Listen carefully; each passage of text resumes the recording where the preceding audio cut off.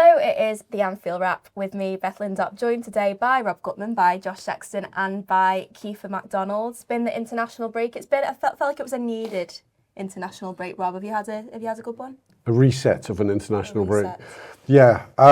Normally, what do they say? You don't want to go into an international break on a defeat, do you? It's a nasty way to do it. But it made me really not miss football. I thought, I really don't want to watch any football at all. It's hard. When Liverpool are winning, my appetite for watching the game is insatiable. I'll watch any old crap. But after the last, it's not just the way the international, the last game before the international break. It was the last 8 days before the international break were a living hell for us. let's just call it what it was. So no, I've not watched Miss Football at all. I know we're going to talk about the international break, but I've watched 0 minutes and 0 seconds of international football. I've also watched very little international football. So thank God for clips on the X and such. This should be fun. Josh, you've literally been on the beach this weekend. I've been away on internationals. I'd say it was less on the beach, more of me leaving it all out on the pitch, as you can hear and maybe see in my face on these. Vaping in Lindop, haven't you, this year? 10 out of 10. No vaping, lots of drinking. Fantastic. I mean, to make you feel even worse, Keifer, don't want to embarrass you, but you did run a half marathon this weekend, didn't you? Stop. I did, yeah. It was probably the closest I've ever felt to being a footballer, but not because it's like I was prime Steven Gerrard or anything, but because I felt how he would have felt against Atletico Madrid when he was blown out of the after about 65 minutes. But that was Manchester on Sunday, PB. I think it was about 20 minutes, so happy days, yeah. Putting us all to shame. The time was what, sorry? It was 1 hour 50. 1 hour 50? Yeah. That's not bad. Yeah, no good. I think I'd say that's very good, actually. I only got the bib on 6 days' notice, so I was happy. A late call up, you absolutely smashed it. Well, it's been an international break for Liverpool. Time for them, though, to get back on the bike this weekend. And if you want to get back on your bike, Peloton. Now, I've been charged with doing all the Peloton spiel today with John not here, so a lot of pressure, but here we go. So thank you very much to Peloton for partnering us for a second year. It is also the official cardio and strength partner of LFC, Rob. Yeah. Now, last week, Peloton, as I'm sure you know, launched a new product line, the Cross Training Series, including a new bike, tread and bike, plus powered by Peloton IQ. What, Jet? A cross trainer, not a bike? Well, you'll find out more in a minute, Rob. Peloton IQ helps you train smarter and grow stronger by generating self-paced custom workouts, tracking reps, giving live form feedback, suggesting weights, all done hands-free. Bringing you your own trainer wherever you work out. That's good, isn't it? We got Rob to do this for Keifer on the way around the half marathon. Now, existing members, Rob, will also Congrats. receive a huge software update that includes Club Peloton, a new reward system, new content from partners like Breathwork, and much more. Make sure to update your app or tablet. Also, don't forget we've got our own team on the Peloton app, we do. So search for the Anfield Wrap, or if you can't find it, message John. He always loves getting pestered with messages. He loves that stuff. So, yes, message John. Moving on then. By the way. Yeah, really good. Really good. Moving on then to the football and starting with a little bit of a roundup of the international break. Salah has carried Egypt to another World Cup, Rob. Yeah. They've only got to 4 in the history and he's played a huge part in getting them to 2. Speaking about players who maybe needed a reset, you would say that probably Salah was right up there. He scores twice against Djibouti. Is that how you pronounce it? Djibouti? Moses Sheikh Djibouti. To clinch qualification. And it's been nice to see him smiling and just looking like he's happy on the pitch again. Yeah, I mean, the last time, if I cast memory back, I think it was the summer of 2018, wasn't it? Because he was touch and go whether he'd play in that World Cup because of Ramos's assault on him in Kiev. So, I mean, fingers crossed he doesn't have any doubts about his fitness coming to this one and he can properly enjoy the spectacle. I mean, Djibouti aren't the biggest or toughest opposition in the world, but still 2 goals for your international side is going to make you feel a little bit better about yourself. And it's been a weird old season for Mo, this one. I mean, he started virtually every single... no, he didn't start in Turkey and he didn't start against Southampton. He started every single other game and finished in virtually all of them. And I think we've had pockets of good Salah in that, but there really aren't more than 5 minutes here or 5 minutes there. I'd be less worried, but for the fact that I think we've seen a lesser version of Mo Salah from about, February this calendar year. He's not quite being himself. He put an enormous amount into the first part of the title-winning season. I mean, in many sense, he found the best version of himself in that phase, scored at a phenomenal rate. But his goals from open play, since about Feb, I'm going to say are scant. They're few and far between, to the extent that I do think, look, Liverpool spent a lot of money this summer, and part of it was definitely about future-proofing, about future planning, and it's not all going to work out straight away. There's players, as we're going to talk about, who need to find their form and fitness. But we do have to imagine the world beyond Mo Salah, and it's not disrespectful to the great man to say that. And hopefully we don't anytime soon. I'd love him to come back against Man U at the weekend, and let's just stop talking about Salah. He's great. He's going to continue to be great for another 2 years. But there are signs out there, and it would be stupid to deny they're not out there, that we may have seen the very best of him already. Yeah, I think it's interesting actually that it's United this weekend, Keifer, because I always think back to, so it would have been his second season at the club. He'd obviously had that incredible first season. He started the second season well, and I think he was on track to get if he'd have scored against Man United in that season, he was on track to get his 50th Premier League goal, and it felt like then he went a period of a good few months where he didn't score, and I think his 50th goal actually came against Southampton when he takes his shirt off, and I think the fact that he did that showed how much that meant. So we have seen periods before where Salah's gone without scoring or gone without being at his best. This, as Rob alluded to, does feel like it's been a fairly long stretch. How concerned are you about his current form? Yeah, I think I kind of echo the same thoughts as Rob, really. I'd probably put it back to that March international break. Obviously, they lost the game to PSG. They went out the Champions League, and that felt like a bit of a psychological blow for Liverpool because the Premier League was wrapped up so early. Then, obviously, they go and lose the League Cup final. And then from then onwards, Liverpool was so far clear at the top of the Premier League, they kind of played at a canter for the last 8 weeks, really. So even when Salah wasn't at his best, it was like, well, they're however many points clear at the top of the table, they don't need to be firing on all cylinders. The hard work has already been done in kind of the first 3 quarters of the season. But and then to be fair, Salah, he doesn't seem to finish seasons that strongly, really. I always remember the 21-22 season. You think of that first half, it was probably up there with last season's his best season in a Liverpool shirt, but he ended the season when he came back from AFCON. I think Egypt went through a period in that competition where they played like extra time 3 or 4 times on the trot, and then he comes back and he was just a shadow of himself. So I think when he finished last season quite poorly by his own standards, I was like, well, it's kind of typical. And if you look at the data, I think apart from, I think it was the 2022-23 season, I think that was Salah's. I think he scored 7 in 10 in the final 10 Premier League games, but after that, I think he's only managed like 4 as his best. So, but I think it's just the way he started the season that has worried me a bit. And if he isn't scoring goals, then you think, well, he's maybe attracting players to his side, defenders that frees up space on the other side. But we just haven't even seen that part to his game. So he isn't even affecting games without his goals, if that makes sense, which is a bit of a worry because when Salah's on his day, he might need 2 or 3 defenders to occupy him, and that in turn might help Ekitike or Isak or Wirtz, free up some space. But because we haven't had that, but I also think because Isak and Wirtz have struggled, you kind of look then to your main man, who is Salah, and when he's not firing the goals, that's when the scrutiny comes. I'm sure if Wirtz and Isak and everyone else, all the new signings were flying, Salah, I don't think his performances would go on the quiet, but there would be less noise around them. Yeah. But certainly because Liverpool are, maybe stumbling, certainly the last kind of 8 days before the international break, they struggled. I think that the glaring focus goes to Salah because he's been there for so long. He's been the man on so many occasions, and we're also so used to seeing him deliver. I think it was quite funny this weekend. Obviously, Liverpool legends played Chelsea legends, and when I saw Eden Hazard line up for Chelsea, I mean, he looked like he had a weekend in Benidorm. Honestly. But I think you kind of look at that. There's a year difference between them two, by the way, and we're led to believe that Eden Hazard's better than Mo Salah. Well, that's the thing. When you look at that and you think, that the team, and he's playing against Jay Spearing and Igor Biscan, and you look at Salah and you think, you almost take his longevity.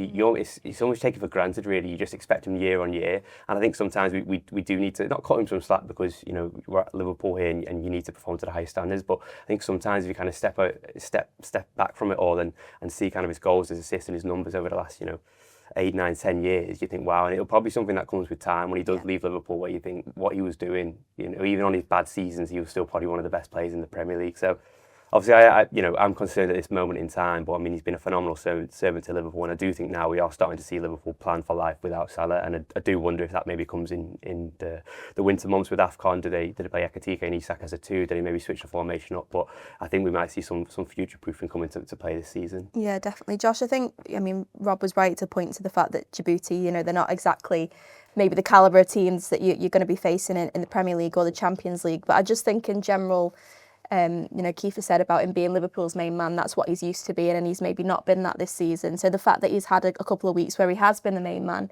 and he's carried his country to something really special and he's got to enjoy that in terms of sort of a confidence boost, that might be helpful for him coming back into the team this weekend. You'd like to think so. Like the slack I've been cutting for Mo and his teammates for most of the season really has been how disjointed Liverpool have looked on the whole. That's where I've been sort of looking more towards the manager's direction and not in any sort of, uber critical way. I can't believe there's even been, we've even had to talk on any kind of podcast really about the manager's future, because that to me is absolutely solidified, and I'm pleased that there are already rumours that he's going to get a new contract for what he's brought to Liverpool, because it's been incredible. But I think he's got things to figure out, and part of the reason he's got things to figure out is because Liverpool, you could maybe argue, over-recruited in the summer, or at least heavily recruited in the summer, and gave themselves some work to do in terms of bleeding new players into this squad, and players like Salah are going to suffer in that. And maybe where I won't cut him as much slack is that Salah's never been that person who can necessarily grab a Liverpool team by the scruff of its neck and sort of pull them over the line. It was what I used to really love about Sadio Mane, is it felt like whenever Mo would suffer for form, it was because Liverpool maybe suffering a little bit for form, whereas Sadio Mane didn't almost really care what his teammates were doing. He would just go and fire goals in, and things would be going in off his arse half the time. It felt like with Mane, because he was just that sort of player who would ensure he was always in the area to create himself some luck. And I think Mo is often a player who has hard lines, and it's interesting, you look at a team like Djibouti, and I can't say I've ever seen them playing in AFCON necessarily, but like you even look at the games happening in AFCON, and lads like Mo Salah get the absolute shite kicked out of them in those games, to be honest, because they're obviously the targets there to be shot at. And you wouldn't argue it's too dissimilar in the Premier League. You look at some of the fouls that Salah hasn't got this season, hasn't won from referees. He doesn't get a lot of slack. I do think he has really hard lines, so he's a player who suffers from those hard lines. I'd say he's a player who sort of, he does get down on himself in moments, so we need that Mo back who doesn't necessarily get too down on himself. We need a Mo who is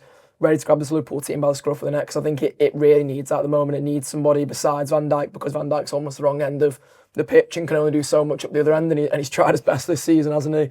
It needs someone else who can grab by the scruff of the neck up the top end of the pitch and say, I'm going to drag Liverpool over the line here with one goal to break the deadlock, or 2 goals to give Liverpool some separation, because that's what we've really been missing this season. Yeah, well, someone who could potentially grab this team by the scruff of the neck is Cody Gakpo. Sticking with you, Josh. I mean, 3 goals for him across 2 games. I think 2 of them were penalties, but still, he's got a bit of the Gini Wijnaldum against him, where he goes away with Holland and seems to absolutely bang them in.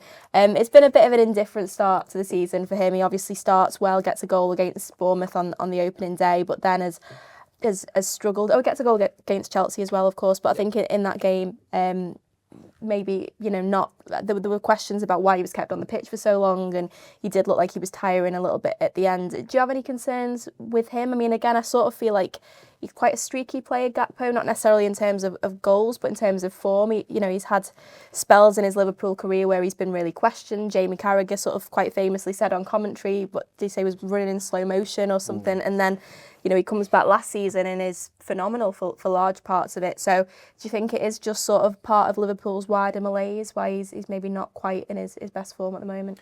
I don't think so, to be honest. I think this is what you can kind of expect from Cody Gakpo, really, in the sense that you've already mentioned. He's a streaky player. He's never going to be that player who grabs a team by the scruff of the neck, and certainly not a Liverpool team filled with as much star talent as it is, because he's quite passive as a player, and that's not a huge criticism, really. Like, you can have passive players in your team as long as you've got the players, like Luis Diaz always used to be, which I know Rob will be pleased to hear, because me and Rob are big sort of proponents of Luis Diaz, really. Luis Diaz used to work so hard, and because he worked so hard and he was always in defenders' faces and he was always pressing and always doing something, you felt like he could drag a Liverpool team, and I think back to like the goal he scored against Tottenham at Anfield, for example, where Liverpool was so bad that day, and Diaz just finds a goal out of nothing and sort of lights the Liverpool team up in a way.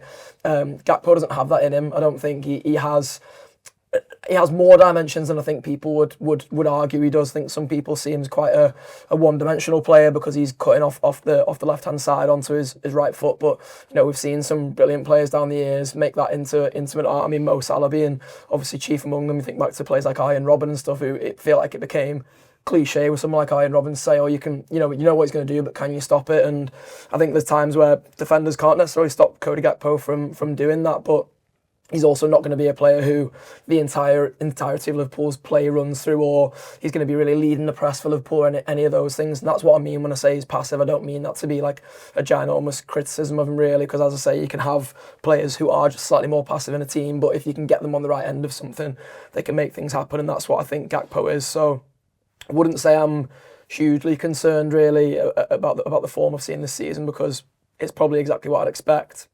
The bigger concern, as I say, and as you've sort of alluded to in your question, really is the wider malaise. And if the wider malaise goes on, how does that impact a player like Cody Gakpo and the way that we think about his future then? Yeah, absolutely. And I think the thing is with Cody, Rob, I think one thing I always think that he deserves a bit of credit for is he always seems to score in big games. He obviously scores against Chelsea, but I mean, I always think back to that goal against United in the 7-0. He opened the scoring in that game last season. He scored some huge goals for Liverpool, scores against Manchester City.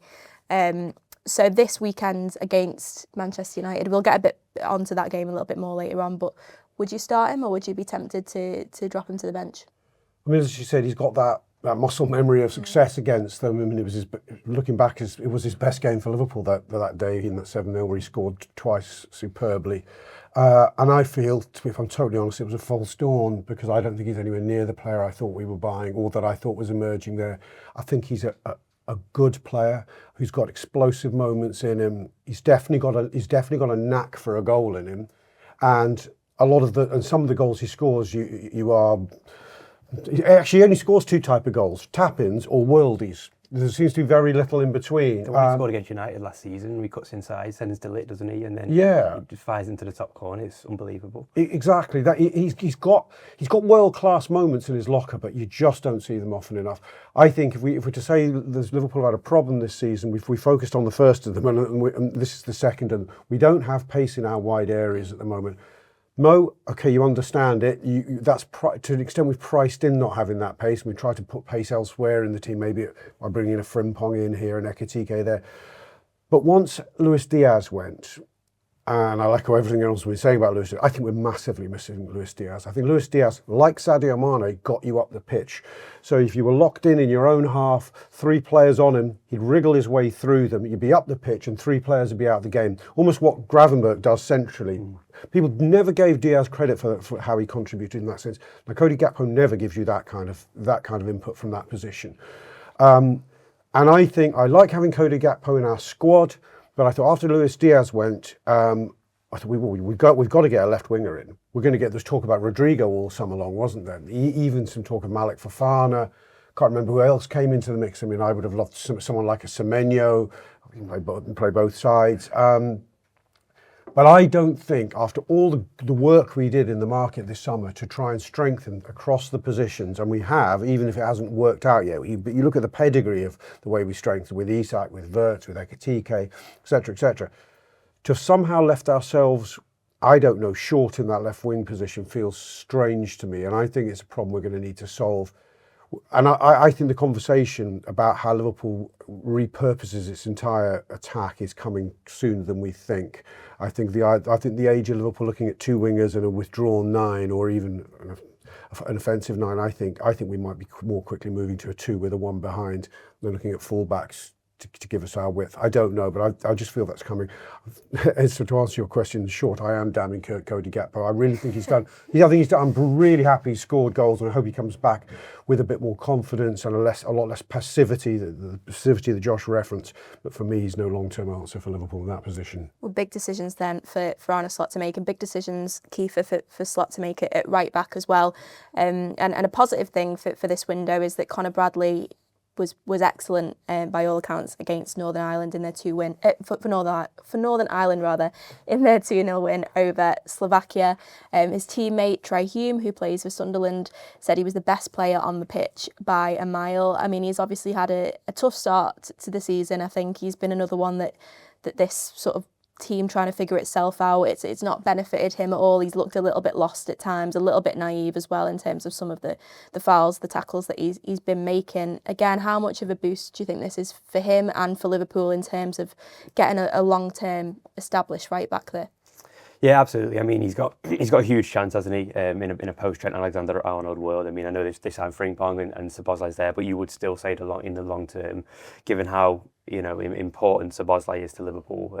Further up the field, his energy, the things we talk about that Diaz, brought to the front and the pressing and all that. I think Szoboszlai is probably the next best person who can bring that.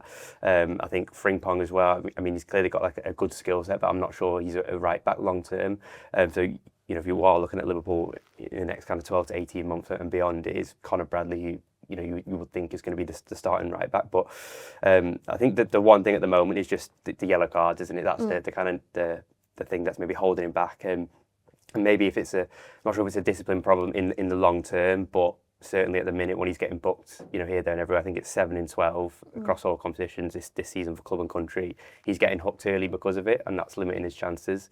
I think the derby is the only time for Liverpool he's played more than 45 minutes, which was pretty damning considering he's played 8 games. And he got booked against Slovakia and missed the game against Germany last night. So he's one of those players where you just feel he needs a run. And I think Trent was injured at periods last season. Bradley was also injured, I don't think he's played enough minutes or played enough games in his Liverpool career yet. But now he's got that opportunity to really stake his claim. You just kind of hope he can put these kind of silly bookings behind him, just so he can rack up a consistent amount of games and kind of show us and show the manager what he's capable of. Because on his talent alone, from what we've seen in glimpses, I mean, he's been a Northern Ireland international now for 4 or 5 years. He's racked up loads of games for Bolton. I know it's obviously at a lesser level, but he's a really exciting player there. He's a talismanic figure, isn't he, for Northern Ireland? He's been the captain there. He's so young, so he's a really exciting player. But as I say, at the moment, I'm more confident in Szoboszlai at right back, just because you know what you're going to get. I think over the long term, though, it is Bradley's position. But as I say, if you can just kind of get more minutes and coincided with that, you stop getting hooked every 5 minutes would help. The position is there for the taking, isn't it? Yeah, I suppose, Josh, the thing is that as a manager that you want is players that you can trust. You want to put players out there and you know that they're going to go and first of all do the job, but also stay on the pitch and not get sent off. And I think at the moment that is maybe part of what Arne Slot is struggling with Conor Bradley, because he is at the moment, you have to almost take it as a given that he's going to get a yellow card. Do you agree with Keifer? Is that something that you think he can just sort of cut out of his game as he maybe gets a little bit more experienced, or is there a concern there for you that his discipline record hasn't been great this season? I feel a little bit bad for him that it's a conversation after the booking he got on Friday, because if people had seen it, it was a really harsh booking, and there was so much that got let off in that Northern Ireland game as well. Like Slovakia had gone into it, and Northern Ireland are a really young team, and Slovakia had clearly gone into it with a bit of like, we're going to put it up them here, and that's the way we're going to try and get home. And Northern Ireland just danced around them for the most part, and Conor Bradley, as Trey Hume sort of mentioned in his post-match, was chief among them. There's the highlight that's going around where Bradley does like a sort of pirouette turn and then goes between two, and then he ends up getting fouled by the lad in the box, but it's not given as a penalty. And you look at moments like that of Conor Bradley where he is able to bomb on forward, and they're the bits I'm like particularly interested in, because Rob and Keifer have both mentioned sort of positional concerns and maybe formation concerns and things like that, and I don't have so many of them about this Liverpool team long term, because I think I can kind of see in a roundabout way the vision that Slot is trying to build, and it's not necessarily based on like fixed positioning really. I remember years and years going back now, Jurgen Klopp went on Monday Night Football and sort of spoke about this almost like the idea of like positionless football, where people fill areas of the pitch and have roles within a team, but they're not necessarily positions. So what you see on a team sheet beforehand or in a formation lineup, like in graphics that we see all over social media now, it doesn't necessarily replicate that in games. And that's where I think Conor Bradley is a really interesting proposition, because we've seen how good he can be defensively for this Liverpool team and how he looks like he's more of a sort of natural fullback for Liverpool, but he plays as a wing back for Northern Ireland. And I know Jurgen Klopp had conversations with Michael O'Neill too, where they spoke about the idea of him being more of a midfield prototype and things like that. So I think there's loads that Arne Slot can work on there with Conor Bradley. I think he needs to develop a little bit more trust with the player, and maybe that will come with Bradley maybe not getting the silly bookings that he has got for Liverpool this season, and maybe it will just take Slot to sort of have to leave him on in one of those games when he gets a yellow, and Conor can show him that it's not gonna result in a second one. He's not gonna end up getting sent off, and maybe that's the way home now for Conor Bradley. But I'm still so confident about his future at Liverpool. I feel confident in Frimpong even to use that as sort of jumping off point as well, because I believe the brilliance of what Liverpool have done in terms of that recruitment in the summer, albeit I called it sort of over recruitment before before, but it was recruitment in numbers that I didn't expect Liverpool to need to, but what they have provided themselves is such a wealth of skill sets. I mean, we had the manager sat there in the summer, albeit I was sat a couple of yards from him and always shaking my head at it, but he was like, Gravenberch can play as a centre half, and again, that's where you can sort of see the vision. Well, if there are wing backs bombing on, who's going to be the one who naturally sits? Or will you go to a three at the back and Gravenberch sits in between Van Dijk and Konate, or if Konate leaves in the summer, then whoever sort of comes in after that, and you can see the vision to that too, and in a way that maybe doesn't take too much away from Gravenberch. So many things to still be excited about in this Liverpool team, and to be honest, Conor Bradley being part of what is really effectively a golden generation for Northern Ireland, and being able to lead that literally with the armband on Friday night too is absolutely no bad thing for me. I think Conor's a hell of a player with such a ceiling. It is frustrating for all the reasons everyone's been talking about, the bookings, the injuries, that we just haven't seen him be allowed to catch fire. But you get glimpses all the time. I don't want to get carried away, but you don't know what his ceiling is, and that's the biggest compliment you can give him. So you don't know what his ceiling is. I'm not sure he's not a midfield player long run. There are echoes for me. We just need to stop having right backs that are good at midfield. He's got a lot of Dominic Szoboszlai skill set in many sense. Yeah. I mean, that's probably... And there are echoes for me, without putting pressure on or saying he's the same player, of young Steven Gerrard, who actually did start out as a right back when he first got in the Liverpool team. But you can just see sometimes when he makes his runs, from right infield, that he has got kind of like a box to box number 8 skill set, and he seems to have grown into his body fully now. He's a tall, broad young man. He looks like a powerful athlete. I think the yellow card thing is something that definitely irons out with age. It's happened to so many young footballers, including, by the way, young Steven Gerrard, who got himself sent off quite regularly when he was Conor Bradley's age. So that side of it will clear up. For me, I'm just keeping my fingers crossed every time I see him play that he's not going to have another relapse of an injury. Yes, it would be good to see him get more minutes. In a way, the sort of truncated performances he's been able to give because of the bookings may have served purposes of bedding him back into the team, getting his match fitness up to speed, because he was out quietly for quite a while. Yeah, just sticking with you then, Rob, just to round this off quickly, on Alexander Isak, it's been a tough international window for him. 2 defeats for Sweden, who are now bottom of their World Cup qualifying group, which when you consider, the 2 players that they've got up front in him and Victor Gyökeres is obviously disappointing. Lost it to Kosovo again last night. On a positive note for Liverpool, more important minutes for him. I think Arne Slot has said pretty much from the beginning that it felt like it was probably going to be on the other side of this international break that you saw the best of him. It does feel, and I felt this last night and this morning looking on social media, that obviously Newcastle fans, but not just Newcastle fans, I think the wider football world, it is sort of really waiting for Isak to fail. Yeah. There seems to be like a little bit of barely concealed glee that Sweden aren't doing particularly well, because it's another stick to sort of beat him with. And listen, I'm sure not all of us sat around this table totally agree with the tactics that he employed in the summer. But I do. I was banging into them. I've gone to the wrong person for this question, haven't I? But I understand the frustration, certainly from the Newcastle fans, but it does feel a little bit like people are sort of waiting on his downfall at Liverpool, and it would be really nice from a Liverpool perspective to see him sort of silence those critics over the next few weeks. Yeah, it would be so sweet, wouldn't it? I mean, remain heavily invested in Alexander Isak. He dare not fail for my sake alone. Look, his season starts now, as I think you said, and the manager referred to. He got 2 lots of 90s, which always worries the life out of me. I'm thinking, what's he going to come back to be able to produce for us? But there's a nice gap, isn't there? Yeah. Last night was it Monday night last night? I'm losing track of space and time. So it's Monday to Sunday. It's got a week pretty much, yeah. Yeah, so he might come close to being able to think about giving him 90 or at least a 75 against United. I don't think any minutes he's played up to this point should count when people are doing how many goals per minute a player has scored. It's been a pre-season which has occurred during an actual season. So in a way, there's almost, sounds a bit negative, but there's almost nothing to say about Isak. We haven't seen him yet. He's been training. He's actually had a couple of nice moments. Scores a nice goal against Southampton in the League Cup. lovely Great little touch for the Gakpo assist. goal, Good assist in the last game against Chelsea.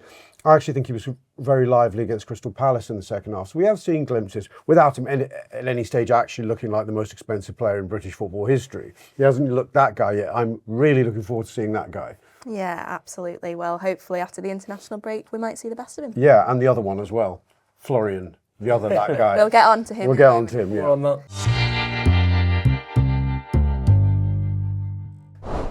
Well, yeah, as Rob alluded to there, Florian Wirtz. And for this next section, I sort of want to delve into a couple of quotes that have emerged over the international break about various things, starting with Florian Wirtz. And someone who you might know, Jurgen Klopp, has been defending him to German TV. He said, his quality is so outstanding, the discussions are a bit exaggerated. Liverpool just lost 3 games in a row, which is unusual, but that's also normal in life. And that's why such things are discussed there. He is a once-in-a-century talent, and at some point he'll show that in every game again, just as he did at Leverkusen. I mean, he just makes everything feel better, doesn't he? Oh, it's like Dad said, there. Yeah, so there, Dad said it, so it's all fine. It is a brilliant thing he said it, isn't it? It is, and Nagelsmann has also sort of come out and backed him to be a success. And from a lot of the people who have worked closely with him, played with him, have sort of said it's only a matter of time almost before he explodes. I think Ilkay Gundogan said something similar as well. But yeah, that quote, I mean, a once-in-a-century talent is a pretty ringing endorsement there, Rob. It is. I think he's done the player and Liverpool Football Club a favour, I think, in saying that. Again, it provides it's a reset moment to sort because, God has spoken and we need to listen to that guy. What sort of encouraged me is I read all the German media, there's one or two of the sites give a roundup of what the German media said about Wirtz after, was it Northern Ireland, they played last night? Yes. Yeah. And they're all fairly damning of he didn't play that well. But what came across, I think in one of them gave him 3.5 out of 5 or something was the best rating he got. But the consensus was he hadn't shown the real Wirtz. What came across is that they don't think this is anything like Florian Wirtz, what he's capable of. They go, that's not the player who played brilliantly week in, week out for Leverkusen. I've been quietly impressed by him, by the way, but apparently what we're seeing is nowhere near the level we can expect. I mean, I'm not the first to have said this. I'm hoping there's echoes of the great Peter Beardsley when his debut season as a British record transfer buy for Liverpool in 1987, alongside John Barnes hit the ground running. Peter Beardsley, who was the more expensive signing, it was 3-4 months. And I remember watching that footballer who I'd been so excited to see and thinking, he's all right, but where was the fuss? And then suddenly it came like that. The confidence came.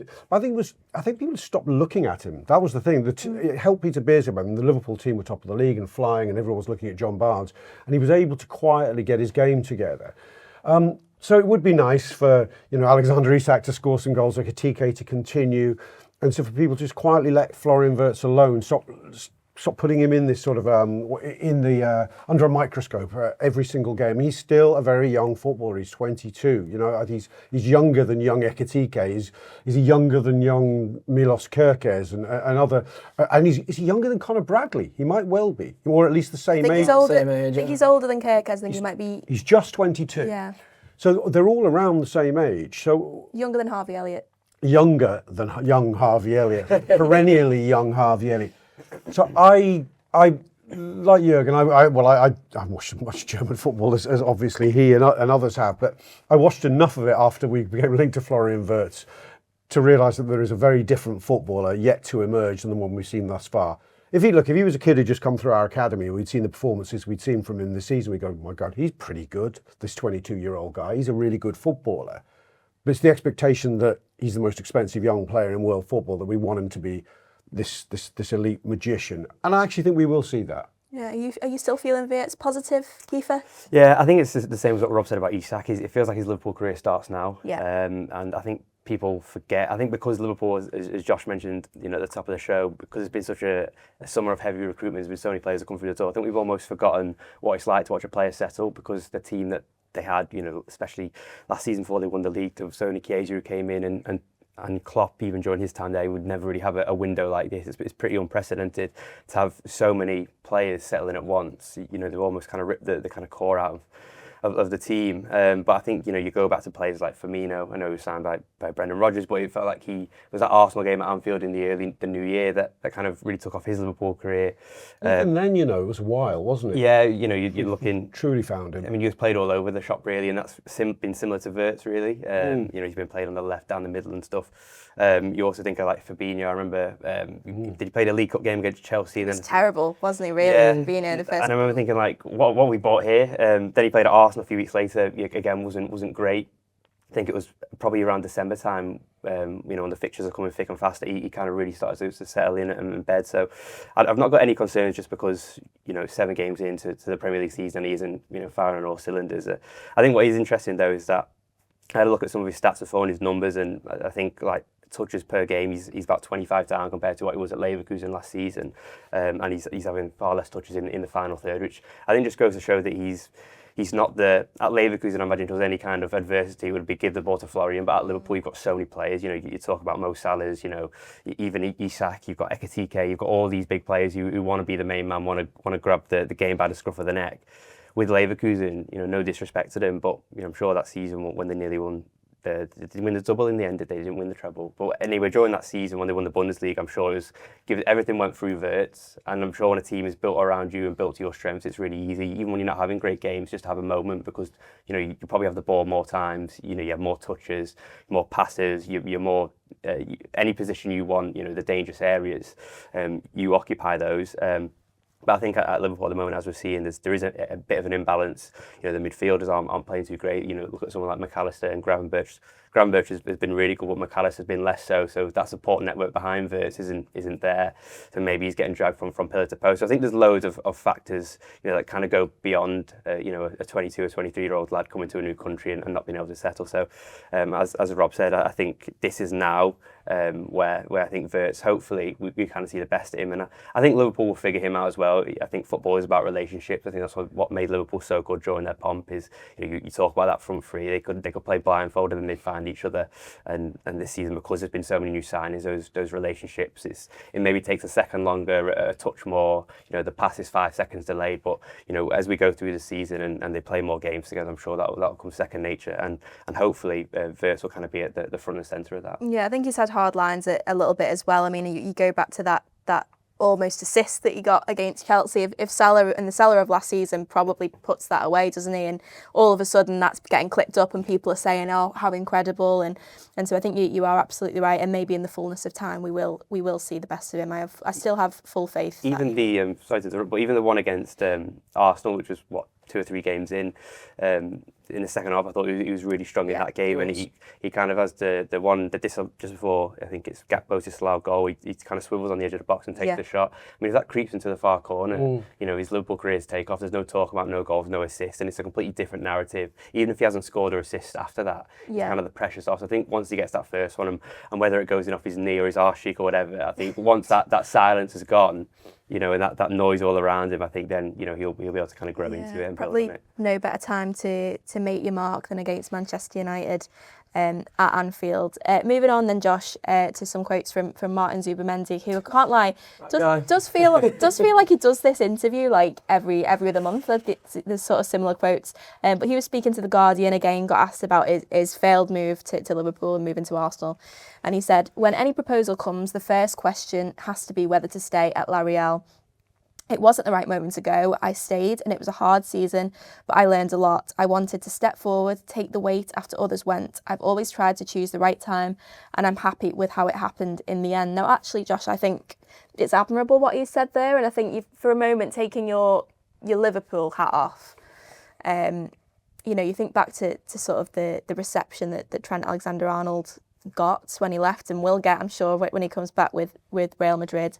And sort of wanting your local lad to step up and be the man and stay loyal to the team that made him. And that essentially is what he was saying there is what he did in that season after a number of players had left. But now obviously he's doing very well for Arsenal. He started the season well, particularly the last couple of weeks. He seems to have really come into his own, and I think all of us sat around this table probably would say it's a blessing in disguise that he didn't sign last summer, because then we probably don't have the Ryan Gravenberch that we have now. But do you still feel like Liverpool are maybe missing a player of that profile, of that more sort of conventional number 6 who can dictate games from deep?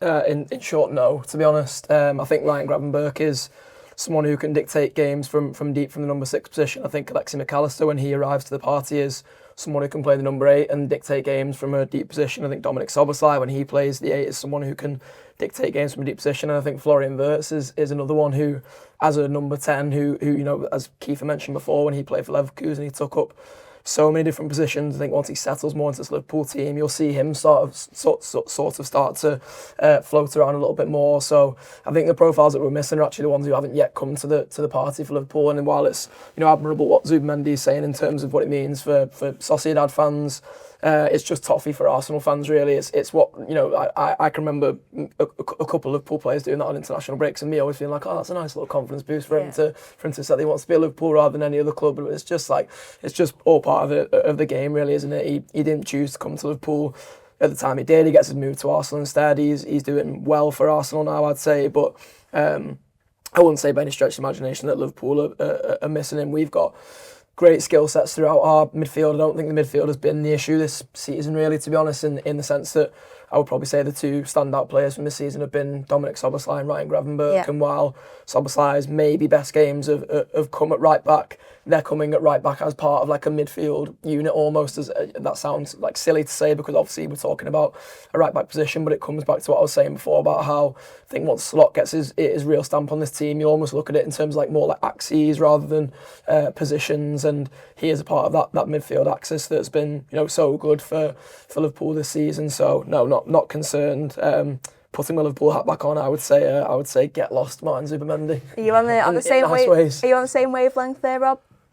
Well, if we're still adding to this squad, if that's sort of the question, Beth, I still wouldn't mind an orthodox number 6 in the squad. I'd taken Adam Wharton. I know he costs big dollar these days. I'd taken Adam Wharton. I felt losing Harvey Elliott, we lost a body from our midfield options. Yeah. And although Florian Wirtz is technically a midfield player, I'm not entirely sure he's not still much more of a front three player in a way. So we started last season with, I think, was it 4 options in midfield? It was Szoboszlai, Mac Allister, Gravenberch. Sorry, Elliott and Curtis, 5 options. And I thought, and I know people count Endo, but I'm not counting Endo. I'm sorry, just not. Right? I don't think we've seen the best of Wataru Endo. God bless him. But he's not. Well, let's put it this way: he's not a world-class player, and I think this Liverpool squad needs world-class players, numbers 1 to 16. Quite frankly, if we want to achieve what we want to achieve, if we want to continue the direction of travel, we went down during the summer where we spent best part of £500 million buying footballers. If I was sort of wanting to gild this Liverpool lily, I would buy another midfielder. Mm-hmm. And I think I would love to have like an Adam Wharton type option, an orthodox 6 that would not to replace Ryan Gravenberch, but to give you the option to let Ryan Gravenberch go forward maybe in some games, or to play in a double pivot with him when you're maybe backs against the wall away from home at PSG and you have a real solid base to play off. Or even to allow Ryan Gravenberch to have fun at centre-half every now and again, although I know that's not a long-term desire for anybody. So yeah, I would. If a really good midfield player, a 6, came on the market. Belaber at Brighton, is he a 6? He's a 6, isn't he? Ish. Yeah. Yeah. So I'm not going to quite agree with Joshie. I think I'd like another. Although I'm not despairing about it, because I think Szoboszlai has begun to show he has real defensive attributes to his game, and he's an option there. But I'd like one. Yeah, I mean, someone who obviously Keifer will be a big fan of Zubamendi is Sol Campbell, who famously knows a lot about loyalty, so I'm sure that's why he admires them. But he has been speaking to the Times this week, and I can't lie, I was a bit triggered by these comments, as the kids like to say. He said he was speaking about sort of the title race and last season's title race, and he said, "Some people are lucky. Arne Slot inherited a fantastic side and won the league. He hasn't changed much. He's lucky. A new manager, good bounce. Players responded. Arteta had to get rid of some players, the deadwood." Now, I did a bit of investigative journalism after reading these quotes, and of the 30 BBC pundits that were asked in the summer of 2024 about Liverpool's prospective title chances, 0 predicted that Liverpool would win the league last season. Only one of them, Stephen Warnock, predicted that Liverpool would finish above Arsenal last season. I feel like that is enough to completely discredit everything that Sol Campbell has just said there. I think Sol Campbell's own managerial career is enough to discredit everything he said there. I take the point, and to be fair, the reason I've included this quote is because I think it almost echoes a lot of what has been said about Slot over the past few weeks, not even just from rival fans, actually, from some Liverpool fans, which is, as Josh said earlier on, has surprised me. I think there's an element of truth in the fact that the consistency and keeping that same squad together last season helped. But I also think it was a squad that a lot of people kind of wrote off in terms of title chances. It was a squad that Klopp himself didn't manage to win a title with. And so I think, regardless of the issues that Slot has to solve this season, regardless of what happens from here on out, I really don't think it is fair to try and discredit what he did with Liverpool last season. I mean, that's unbelievable, isn't it? Good bounce. Liverpool lost one meaningful Premier League game of the whole of last season, that Nottingham Forest game, if you kind of discount everything after April onwards. But to describe that as a good bounce is crazy. But I agree with you, Beth, in the sense of like the revisionism of like Slot's Liverpool career over the last kind of two weeks has been mental. It was only this time last year that people were doing the same with Klopp and saying, he wasn't that good, he was just a motivator kind of thing, like Slot's a tactician. It's just insane, isn't it? It's almost like you can't appreciate them both. It's like one's got to be really good and the others, or vice versa. But they're two fantastic managers. And if you listen to anything Slot said for the whole of last season, in every press conference, he tipped his hat to Klopp, didn't he? And he said, this team and how lucky he was to have the squad that he left behind. But don't get me wrong, like Slot, what he did last season with the tactical tweaks and stuff. Even as early as this time last year, there was a huge difference in play style. People who watch Liverpool every week would notice that. They were more conservative. Throughout parts of the game, they were more streetwise. There was they weren't getting burnt out as much. They were a bit more. They were a smarter team to watch, weren't they? And that's why they were able to go for so long in the season. I think it's just insane that people would now, having lost. Yes, they lost 3 games, but I don't really count the Galatasaray one because I think that can happen in Europe. Because you can lose one of those mental away games. The year they won the Champions League, I think they lost most of them, didn't they? Obviously, it was quite similar to the Red Star Belgrade one, and that didn't really affect them. They went on to get 97 points. Obviously, they didn't win the league, but they still had a fantastic season. And then the games either side. Just 2 late goals. If Liverpool went on and nicked one at Chelsea, if they got a point at Palace and then nicked one at Chelsea, which they could have done late on, the conversation will be completely different. You 4 points from those games. All right, you've lost the Galatasaray game, but it would have been a really strong week, and that's without even really including Isak and Wirtz and all these players that we set into the equation. So I think it's just insane. But I think it's typically what happens in the international break. People try to kind of like change the narratives and stuff, and just kind of fill airtime, and people like Sol Campbell get the ability to speak on stuff that they clearly aren't too well versed on. But to try and kind of discredit what Slot has done for the last 12 to 18 months at Liverpool is absolutely wild. Anything you'd like to say to Sol, Josh? In response? Sol, you're a clown. Well, he once managed my hometown team, Macclesfield Town, and it's fair to say that his managerial credentials were left in ruin after that spell at the club. He's just got to clear out some deadwood though, Josh. So did he not get a good bounce at Macclesfield? He didn't get a good bounce. The players didn't respond. Being a football manager is really hard, and it's really hard if you've got a very simplistic view of the world anyway, which I believe that Sol Campbell does, which is why he can only appreciate that there's no nuance between Jurgen Klopp to Arne Slot, and why that transition worked well, and how the people that recruited Arne Slot knew that this would be an easy transition to make into Arne Slot's Liverpool career, but also that the nuance shows that Arne Slot is a really good football coach, and that there's things that he did last season, things that he did in the summer even, think back to when we lost Diogo Jota, and the way Slot was as a manager around that time. He gave us all a warm cuddle, which we really needed around that time, didn't we? So to have people who've failed as managers come out and criticise him is a bit rich for my taste, to be honest, Sol. And I think it's as rich as the owners who keep not employing him as a football manager. So Sol is a sausage. Yes, a Richmond sausage, if you will. Well, that seems like a good place to leave this part of the show. Next up, we've got John Gibbons speaking to Pete Collard, who is the curator of a new exhibition titled Homeground, the Architecture of Football exhibition, which opens today at Reba in Liverpool.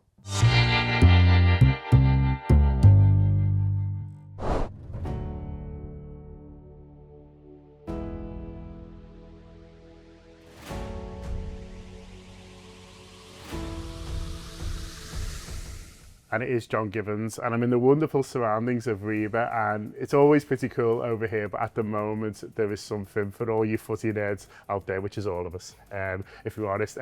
This fantastic exhibition is all about football stadiums, it's all about grounds in our history. It's across Europe, across the world even, and some fantastic stuff around Anfield as well. And the curator of this wonderful exhibition is with me now, Pete Collard. Pete, thanks for putting this all together, first of all, and inviting us over for a sneak preview as it's being constructed around us. You're very welcome. I'm really thrilled to have you here, and really looking forward to welcoming the public when it opens next week. As you said, it's kind of work in progress at the moment, but we're just putting the finishing touches. Yeah, we can't wait to open the doors and let everyone in. So tell us about the inspiration. I mean, the inspiration, I presume, is your love, but why? How has this come about? Am I allowed to say the E word? always. So you can bleep it out if you want, but it has come to our attention that Everton have built a new stadium up the road. We felt this is a really good moment to talk about the history of football stadiums, like why have they moved, and talk about Anfield and talk about the history of football, both in the city of Liverpool, but also the UK, Europe, and worldwide, because it's such a great history. I think we all are, so many of us are football fans. We love to go to grounds, but there's something very emotional. We have sentiment is attached to it, and the history of the stadiums is a really fun topic to talk about. I'm really interested in where stadiums sit within communities, and obviously, you've got some cities where the football stadium is right there. I always like Newcastle. Going to Newcastle, you see the stadium almost as soon as you walk out of the station. Others are right in residential communities, and you almost don't see them until you do, and then suddenly you're like, how did I miss it? Because it sort of comes out of nowhere. You've got some that are dug in, you've got some that are up top, but they all count to part of its beauty, part of its kind of appeal, and part of what makes them special.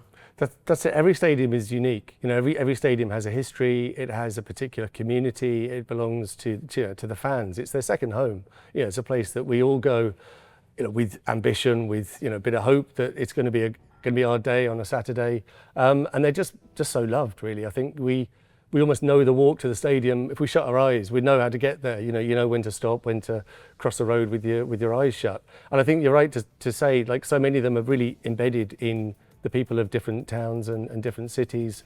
They're unusual buildings because they're empty quite a lot of the time. Yeah. And then they're just so full of life on a Saturday or a Wednesday night. So they're really key parts of the city, of the town. They're kind of like a landmark. When you're driving on the motorway, your head's always going to turn if you see some floodlights on the horizon. Which club is that? Who plays there? And when you go on holiday, I mean, I speak for myself here, but you go to Rome or you go to Milan or somewhere, and you're like, oh, where's the stadium? You're flying over and you look down and you see the ground. Your heart gives a little, skips a beat. You think, yeah, there's a game. There could be a game on there this week. As someone who's dragged his wife to an empty stadium on a romantic weekend away, I can fully attest with that. I know lots of people who are listening and watching will say the same. What differences have you found when you study sorts of stadiums, in this country and abroad? There'll be things that are similar and things that sort of are slightly different. And what have you found the more you've got to, study this great thing?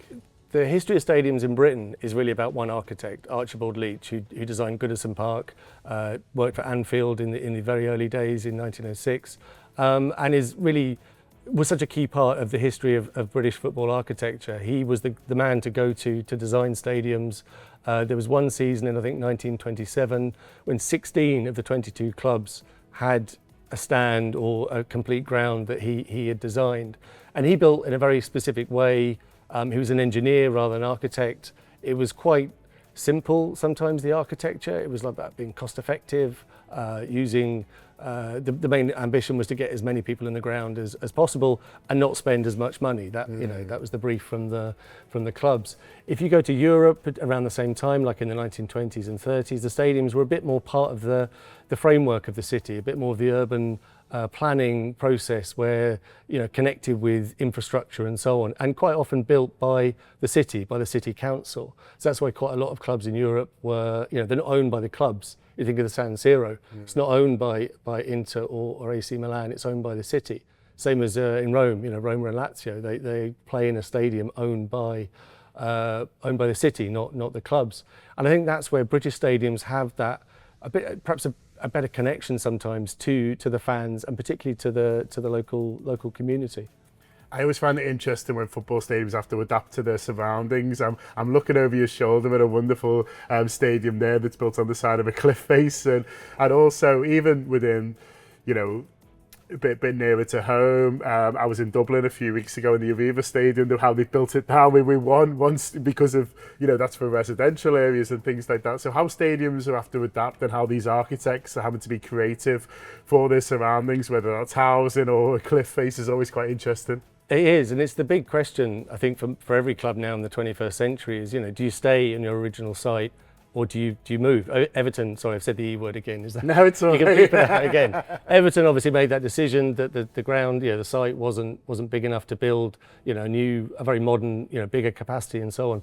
So that really is the challenge, is either you work with the site that you've got and you look at Real Madrid, you look at Tottenham where they've stayed where they are, but almost completely rebuilt the stadium from the ground up. But it means they're in their original location or their original site. And then the challenge is if you move somewhere, how do you create that connection with the fans? How do you make people quite quickly feel like this is our home? You know, we like it here, and it's the same. You know, you can pass on the traditions of the old stadium to the new one, and that's really hard. You know, that can go wrong. I mean, you look at West Ham United. Yeah. Sorry, West Ham fans, but they agree. They're probably shouting at it. Yeah, it's that, you know, it can go wrong. You know, you lose Upton Park, which was, you know, one of the sort of classic grounds. The atmosphere was intimidating, and you go somewhere that's big, soulless. You know, more fans are there, but you've lost the atmosphere. You've lost the connection with the area.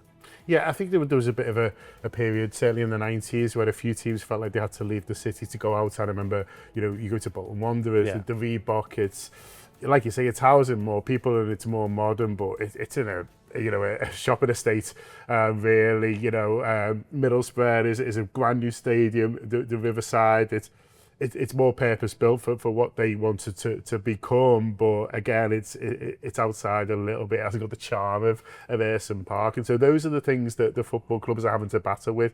Really, not just redeveloping a stadium, but also what do you lose from taking out of the community into a place where everyone has to drive to? That's it. It's like, you know, people spend so much of their time at stadiums. You know, that's where you go on a Saturday full of hope and ambition, and you leave part of your soul is there, really. You know, we have such a strong connection. So the stadiums that you mentioned, obviously the Taylor report was the catalyst for a lot of clubs realising that, you know, extremely belatedly, you know, that they needed to update their facilities and move into the modern era. But by moving to, you know, out of town areas by the motorway, you lose that journey, you lose that ability to walk to a ground or to have a connection with the space. So I think some of the stadiums from the 90s, you know, that there was a bit of a rush to build a new stadium, and it was like, that's the land that's available. You know, they're good stadiums, they work very well, and the clubs have sort of made them their home. But yeah, it's a risk. It's a bit of a gamble if you leave your home. Do you like the Everton one? I've not been in it, actually. I must confess, my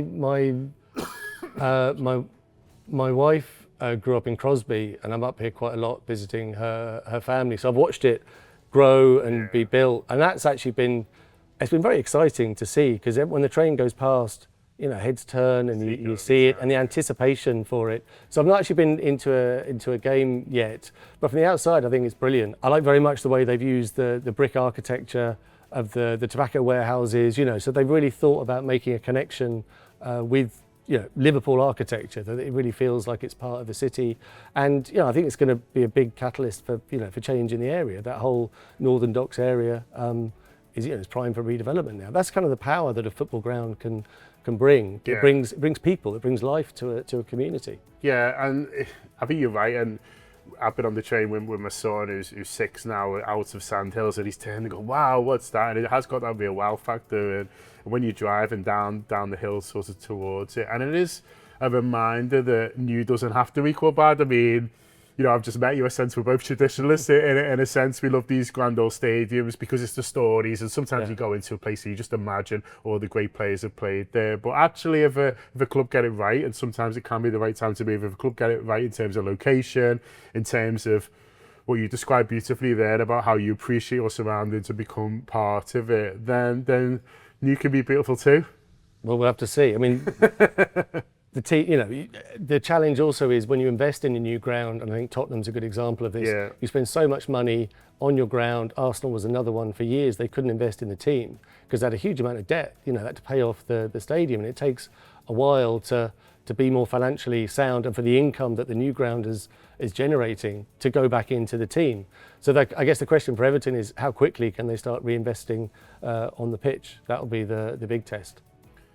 Well, I mean, enough about them.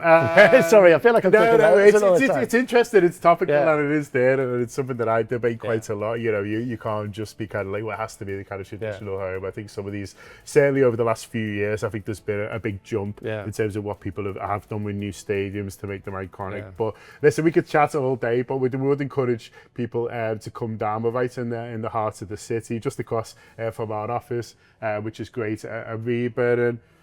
And how pleased are you, Pete, not just to get the space but for the length of time that you have? It's open in October. You're going straight through to the 25th of January, I saw before. So how grateful are you, not just to get so much space to exhibit all this stuff, but the fact that, there's going to be plenty of opportunities for people to come to enjoy it? Well, I mean, on a personal level, this has been like a dream job. For the last sort of year that I've been working on this, 9 months, absolutely fantastic. I've been to Anfield working with Mark, the curator there, looking in the archives. I've been to the San Siro to look at materials there. It's like, that's not a job. So it's really exciting to show everyone what's here. And yeah, we got 3-4 months for people to come in and have a look around. It's a real labour of love, I think, this show, for everyone involved at the Royal Institute of British Architects to really show what architecture is and really make that connection between, the things that we enjoy to make us excited, and football grounds are definitely part of that. Yeah, so I would encourage everyone to get down there, to get down here. Sorry, it's not there. It's where we are now. It's within the enclosure of Man Island, right by our offices. You've got the Three Graces, and then within there, if you go through the atrium, you will see it. Come upstairs and enjoy what is already shaping up to be a fantastic exhibition. But thanks a lot for your time. You're very welcome. Thanks for coming in. Well, thanks to John and to Pete there. And also for you listening at home, if you fancy coming to an Anfield Wrap live show, the Anfield Wrap are bringing our full live show to London, Cardiff, Glasgow and Edinburgh during the next international break. A way to cure the boredom there, Rob. Yeah. Tickets available now from the anfieldwrap.com/TAW live. Neil and Gibbo will be in London on Thursday the 13th, Cardiff on Friday the 14th, Glasgow on the 16th, Edinburgh on the 17th, with a few other contributors subbing in and out for each show, using the whole squad as we like to do. There's also plans for going to Ireland in February and Australia in March. There'll be more info on that soon. Ireland in February, you say? Ireland in February, I believe. And you're written all over that, Rob, My isn't it? name there, I'm going. If you want to come for a Guinness with Rob in February, then there'll be more info Dublin, Cork, Belfast. on that soon. Back to the task at hand though, Rob. Yeah. Manchester United this weekend. Those guys. I mean, there's probably no better game from a Liverpool perspective to bounce back in. The inverse of that is if Liverpool don't win this weekend, then it's going to feel pretty terrible. But I think for them to come back and be back at Anfield as well, I think will be huge, because they obviously had a week away from home, 3 really tough away games. Yeah, it does feel like we've been away forever. I mean, and yeah, a home game feels like a treat. I'd like to say I'd like to have a run of easier games, because I can't remember when we last went into a game, maybe apart from Burnley, where you go, it's going to be a tricky one, this one. It's going to be a difficult one. We knew Palace away was going to be hard. You couldn't take 3 points for granted. We knew Chelsea was going to be the same. We were going before that. We're talking about Arsenal. We're talking about Newcastle. We're talking about even Bournemouth. Now, Man U at home isn't a gimme, but it is a must-win. I thought at Chelsea, God, it'd be really good if we could win this, and I think we can. It didn't work out that way. We've got no points. This is a must-win now. Otherwise, I think the hints of a crisis are going to feel a lot more like a full-blown bloody crisis, even with the draw against Man U. Of course, it's all comebackable from at this stage of the season, but I would like to get back to winning ways. We don't even have to be that convincing. I just think we need these 3 points. We've gone 2 seasons without beating them at Anfield. That's why I'm not taking anything for granted. United have some muscle memory of how to perform at Anfield with this group of players. They found the one way to put a performance in last season was coming to Anfield. It lifted them. They played very, very well. You could almost see they were cheating the fans and manager the rest of the season with how much the level they found. They're obviously not a good side, but they are a side capable of moments. I've watched them somehow, for my sin, seems to have caught most of their games this season. And although they've given much joy, including losing at Grimsby, there are times in games where I thought, they're not bad. They're not bad. They remind me of sort of wilderness years Liverpool at times. A couple of good players here or there, you think they can hurt you. So we're going to need to be focused. It's helpful to us that we're a good day further, from the international break. I suppose that benefits them too. It's must win. Is it the sort of game you choose?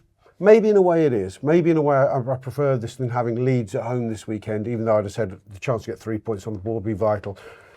It would be nice to beat United. There are no bad ways of beating United. So if we can do that, it might begin the reset process. Yeah, must win, Keifer?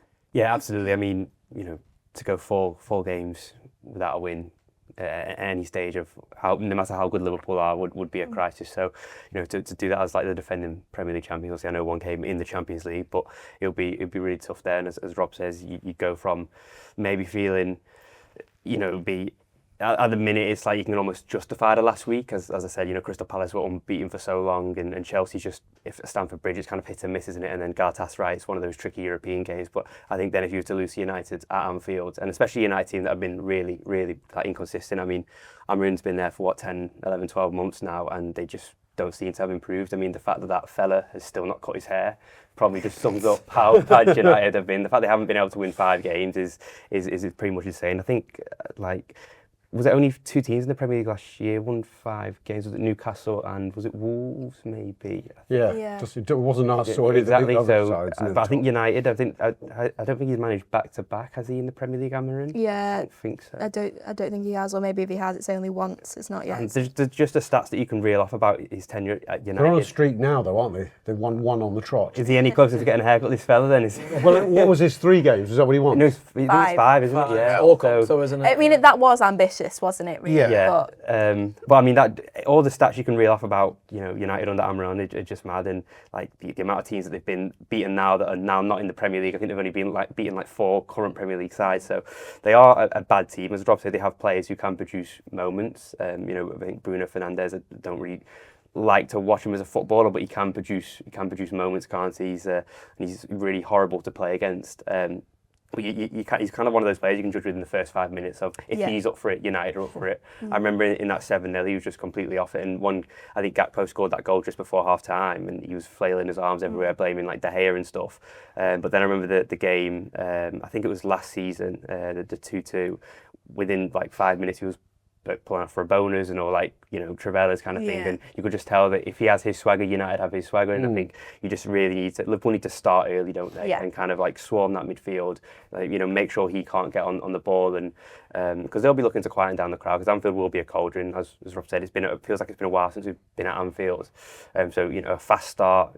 You don't want a frantic finish, you want a fast start, and kind of Liverpool can just ideal be to be 2 goals up by 60, and then you can make the changes. But I'm sure it won't be that simple. But it would be huge for Liverpool, because just to beat United in any context, no matter how good we are or how bad they are, or vice versa, it just carries so much weight, doesn't it, in the season? It does, and I mean, it feels like we say this every week, and of course you want to start every game well, but this does really feel like a game where Liverpool can't afford to start slowly, Josh, because I think if you give United too much encouragement, they do have players that can hurt you. If they feel like they've got something to defend, if they feel like there's a way that they could possibly make a statement with their season, they're gonna take it. I mean, the thing that sticks out to me thinking back to the 2-2 last season was Lisandro Martinez. After the game, he got asked, what's different? How did you manage to come here today and do this? And he just went, mentality. And to me, if I was a United fan, I would have gone absolutely ballistic, because I just think that's basically admitting that they hadn't really been putting the role in. Yeah. And obviously, I mean, it turns out that mentality didn't get them very far, got them to 15th place, so mentality wasn't clearly that strong. But it is a different mentality for them when they take on Liverpool, and I think for that reason Liverpool can't afford to give them too much encouragement. Yeah, I think whether we like it or not, atmosphere plays such a big part in these games. I think I've seen Liverpool too easily discouraged in this fixture in particular, over the course of Klopp's tenure really, but now sort of bleeding into Arne Slot's tenure besides that one game at Old Trafford. United too easily encouraged, and their away support is brilliant. To be honest, it's far better than their home support, and they don't need much more reason to come to Anfield and be encouraged to spoil the party. And I know they'll be exactly the same on Sunday, so Liverpool needs to start fast to ensure that we can sort of get on the front foot as well, and we can drown out the United away support, because you can see all too quickly how that can become a bit of a United dancing on Liverpool's not graves as such, but definitely the grave of a bad couple of weeks if they can get anything from this game, and particularly if they can start well. So Liverpool need to be really at the races from minute one.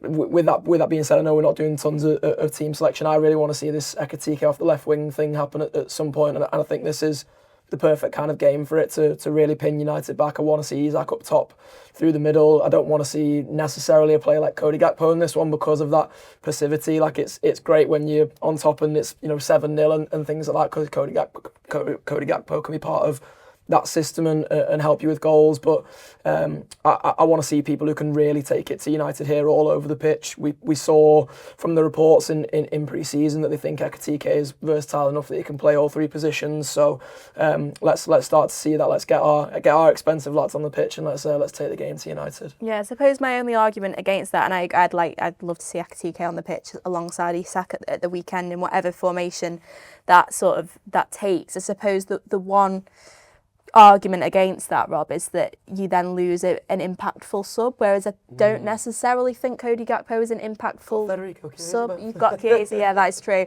What would you do? Would you start both of them this weekend? I mean, the fact that this is the first time I haven't had this conversation is an indictment of the fact that we should have bought one more attacker. Yeah. We just should have bought one more attacker. I think it's possible, without it being the show where I turn full tilt on Cody, but Gakpo, it's an indictment of him when we're not describing him as an impact sub. I'm not sure. I don't think he can be. I think he could be an impactful sub. I think a slightly wounded Cody Gakpo, a dropped Cody Gakpo, could be a useful sub, because I think he's got, there is some strength in there, and I think he could come onto a pitch with something to prove. I mean, I'm in full agreement with Josh. I do want to see Isak and Ekitike together, and I don't think, despite concerns we expressed at the beginning of the show, I don't think anyone's dropping Mo Salah any day soon. Especially not against Manchester United. No. Well, it helps Salah to have that much gravity on the other side of the pitch that suddenly everyone's not just swarming around him and wrestling him. Well, yeah, so the only thing I'd worry about, if you're playing Ekitike left, Isak in the middle and Salah right, what are you doing with Florian Wirtz? Well, okay, the likelihood is, are you playing him as almost a fourth attacker behind that three? And then you've got two midfields. I just wonder if you haven't got enough defensive solidity on both flanks then. It's a little bit overcommitted.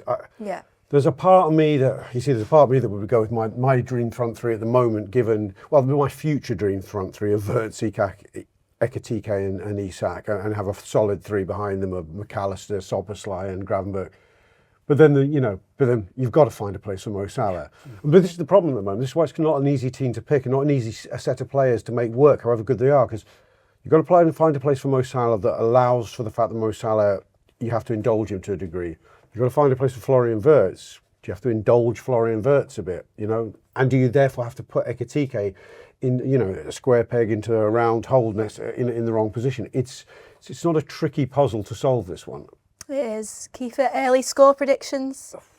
2-1. It's a difficult one to call, but you take any win against United, wouldn't you? Yeah, Rob? I'll take anything, yeah. A crappy 3-2 where we look defensively frail again, I'd take. Josh? 2-0.